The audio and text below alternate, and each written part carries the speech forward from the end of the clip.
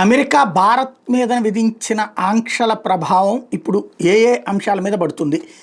భారత్ నుంచి తమ దేశంలోకి వచ్చే ఉత్పత్తుల మీద ఆగస్టు 1 నుంచి 25% టారిఫ్తో పాటు అదనపు పెనాల్టీ విధించాలని అమెరికా అధ్యక్షుడు ట్రంప్ నిర్ణయించినటువంటి నేపథ్యంలో రష్యా నుండి మన దేశం మిలిటరీ సామాగ్రి నుండి చమురు కొనుక్కుంటున్నందున టారిఫ్కి అదనంగా పెనాల్టీ విధిస్తున్న ట్రంప్ ప్రకటించడంతో కంపెనీల్లో అనిశ్చితి నెలకొందన్నటువంటిది భారతీయ ఎగుమతి సంస్థల సమాఖ్య చెబుతోంది. ఫిక్కీ కూడా అదే చెప్తోంది. దీనివల్ల అమెరికాకు $10 బిలియన్ వరకు రత్నాభరణాల ఎగుమతి జరుగుతోంది, అవి తగ్గచ్చు.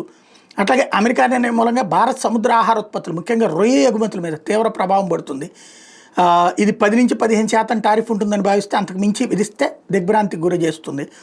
అలాగే జౌళి పరిశ్రమ పైన కూడా టారిఫ్ ప్రభావం ఉంటుంది. భారత్ బ్రిటన్ వాణిజ్య ఒప్పందంలో కలిగిన భారీ ప్రయోజనాలన్నీ అమెరికా నిర్ణయంతో కొట్టుకుపోవచ్చు అని చెప్పేసి భావిస్తున్నారు.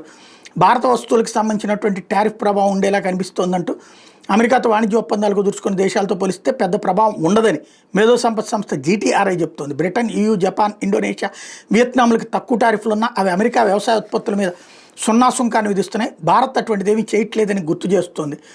ఇప్పుడు అమెరికాకి మనం ప్రధానంగా ఎగుమతి చేసేది మందులు, టెలికాం మెటీరియల్, విలువైన పాక్షిక విలువైన రత్నాలు, పెట్రోలియం ఉత్పత్తులు, వాహనాలు, వాహన విడిభాగాలు, బంగారం, ఇతర ఆభరణాలు, రెడీమేడ్ దుస్తులు, ఇనుము, ఉక్కు, వీటి మీద ట్యాక్సులు పడితే వాటి అమ్మకాలు తగ్గే పరిస్థితి ఉంటుంది.